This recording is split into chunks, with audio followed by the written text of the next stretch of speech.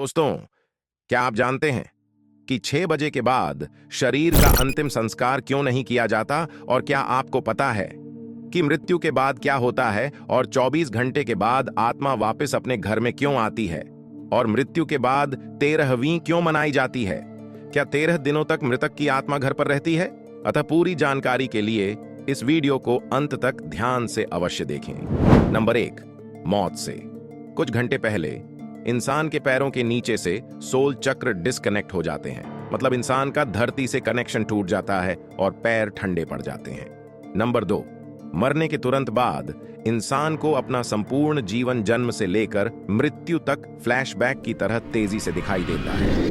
विज्ञान की माने तो ये सपना लगभग 7 मिनट का होता है। उसके बाद ब्रेन शट डाउन हो जाता है और अंत में इंसान अपनी सुनने की शक्ति को पूर्ण रूप से खो देता है, जिसके बाद ऐश कॉल टूट जाता है, जो कि एक तरह से शरीर और आत्मा का कनेक्शन है। इसके टूटने से आत्मा शरीर से मुक्त हो जाती है। नंबर 3, लंबे समय से शरीर में रहने के कारण आत्मा बॉडी को छोड़ने से मना करती है। वह फिर से शरीर में प्रवेश करने की काफी कोशिश करती है, लेकिन वह हर बार असफल रहती है। जैसे हमारे लिए किसी की मृत्यु को स्वीकार करना काफी मुश्किल होता है, वैसे ही आत्मा भी शरीर की मृत्यु को मानने से इनकार करती है। नंबर 4, शरीर छोड़ने के बाद आत्मा बॉडी के 15 फीट ऊपर हवा में तैर रही होती है। वह अपने परिजनों को रोता हुआ देखती है। उसके द्वारा बोले गए शब्द किसी शोर की तरह सिर्फ उसी को सुनाई देते हैं। नंबर 5, हिंदू ग्रंथों के अनुसार रात के समय अंतिम संस्कार नहीं किया जाता। मृत शरीर को सूर्य देव की पहली किरण के बाद ही जलाया जाता है। अगर किसी व्यक्ति का अंतिम संस्कार रात में किया जाए तो उसकी की आत्मा प्रेत योनि में प्रवेश करती है, जिसके बाद वह सदा के लिए हमारे डायमेंशन यानी कि आयाम में भटकती रहती है। नंबर 6, मृत्यु के बाद शव को एक पल के लिए भी अकेला नहीं छोड़ा जाता। अगर शव को रात भर घर में रखा जाए तो सभी परिजन रात भर शव के पास जागते हैं। एक बार एक गांव में एक शव को कुछ पलों के लिए अकेला छोड़ दिया गया, जिसके बाद बाहरी प्रेतों ने उसके ऊपर कब्जा कर लिया और उस मृत शरीर ने पूरा गांव जला दिया। गांव में हनुमान जी का एक मंदिर था। मृत शरीर जैसे ही हनुमान जी के मंदिर के सामने से गुजरा तो उन आत्माओं ने हनुमान जी की मूर्ति देखी और फिर डर कर उस शरीर को छोड़ दिया। तब से लेकर आज तक कोई भी डेड बॉडी को अकेले छोड़ने की गलती नहीं करता। नंबर 7, अंतिम समय में 2 यमदूत आते हैं और वो मरने वाले के साथ ठीक ऐसा व्यवहार करते हैं जैसा उसने संपूर्ण जीवन में अन्य लोगों से किया था।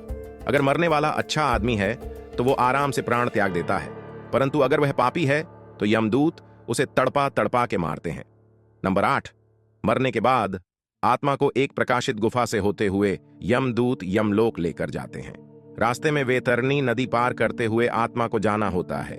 यह नदी आग से लथपथ होती है। जिसने अच्छे कर्म किए होते हैं वो आराम से इस नदी को पार कर लेता है, लेकिन अगर कोई पापी व्यक्ति है तो उसे काफी पीड़ा भोगनी पड़ती है। नंबर 9, उसके बाद उस आत्मा को यमराज के सामने खड़ा कर दिया जाता है। फिर चित्रगुप्त जी उस व्यक्ति के पाप और पुण्य का लेखा जोखा यमराज के सामने रखते हैं। उसके कर्मों के आधार पर उसे स्वर्ग या नरक भेजा जाता है। गरुड़ पुराण के अनुसार 30 प्रकार के नरक हैं। यहाँ बताई गई यातनाएं किसी की कल्पना से भी खतरनाक हैं। नंबर 10, अगर कोई व्यक्ति आत्महत्या करके अपने प्राण त्यागता है तो उसे और भी कठिनाई सहनी पड़ती है, क्योंकि उसने निर्धारित समय से पहले ही हार मान ली। ये शरीर हमारा नहीं है, ये किराए का मकान है जो कुछ समय के लिए हमें मिला है। यह मिट्टी का है और एक दिन मिट्टी में ही मिल जाएगा। नंबर 11, गरुड़ पुराण के अनुसार हमारे वास्तविक जीवन में किए गए हमारे कर्म ही हमें नरक तक पहुंचाते हैं। अगर कोई साधु या तपस्वी है तो उसे मोक्ष की प्राप्ति हो जाती है।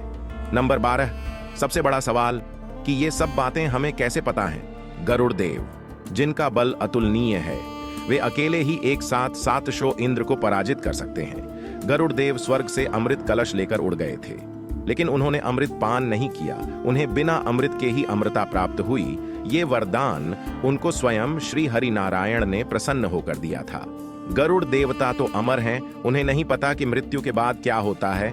इसलिए जिज्ञासा वश उन्होंने श्री हरि नारायण से यह प्रश्न पूछा और श्री हरि नारायण ने जो कुछ गरुड़ जी को बताया, इसी विज्ञान को हम गरुड़ पुराण के नाम से जानते हैं। भगवत गीता में श्री कृष्ण ने कहा था कि आत्मा ना तो पैदा होती है और ना वो मरती है।